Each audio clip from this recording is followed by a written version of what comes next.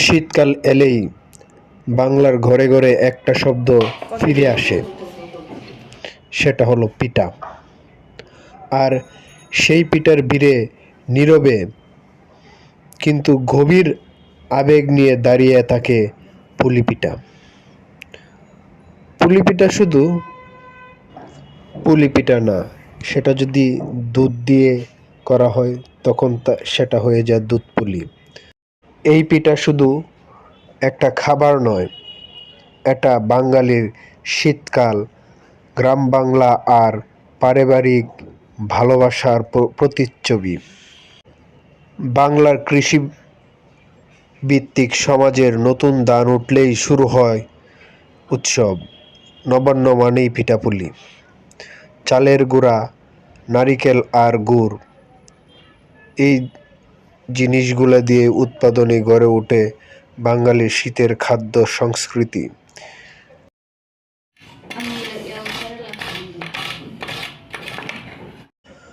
দুধ পুলি সেরকমই একটা সৃষ্টি, যখন খাবার ছিল সহজ কিন্তু আবেগ ভরা।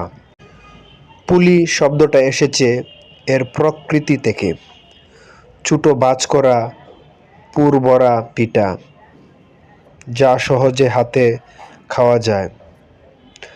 বাংলার বিভিন্ন অঞ্চলে কোথাও একে বলা হয় পুলি, কোথাও দুধ পুলি, আবার কোথাও ক্ষীর পুলি।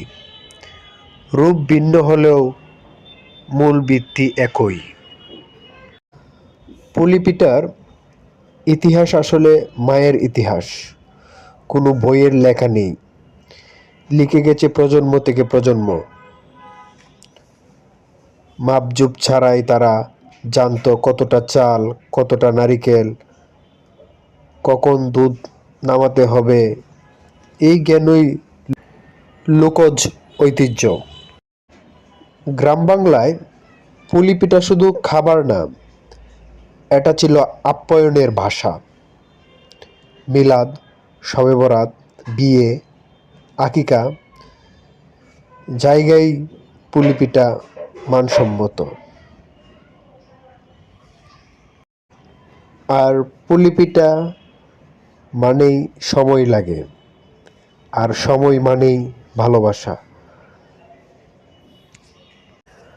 আজ শহরে আমরা পুলি পিঠা কিনি, প্যাকেটে মোড়া, দোকানে সাজানো। স্বাদ হয়তো আছে, কিন্তু সেই উঠোনের ধোয়া, মায়ের হাতের ছোঁয়া সেটা নেই। তবু পুলি পিঠা টিকে আছে, কারণ ঐতিহ্য কখনো হারায় না। পুলি পিঠা খেতে খেতে অনেকে ফিরে যায় শৈশবে। কেউ খুঁজে মাকে, কেউ খুঁজে দাদিকে। এই জন্যই পুলি পিঠা শুধু পেট ভরায় না, সাথে সাথে মনও ভরায়। পুলি পিঠা আমাদের সংস্কৃতি, আমাদের শীত, আমাদের শেকড়। এই ঐতিহ্য বাঁচিয়ে রাখা আমাদের দায়িত্ব। আপনার ঘরে কি এখনো পুলি পিঠা হয়? যদি হয়ে থাকে তাহলে কমেন্ট করে লিখে জানাবেন। আর ভিডিওটা ভালো লাগলে আপনারা আপনাদের সাধ্য অনুযায়ী লাইক, শেয়ার প্লাস সাবস্ক্রাইব করে যাবেন চ্যানেলটা। এ ধরনের ভিডিও যাতে আপনাদেরকে প্রতিনিয়ত দিতে পারি।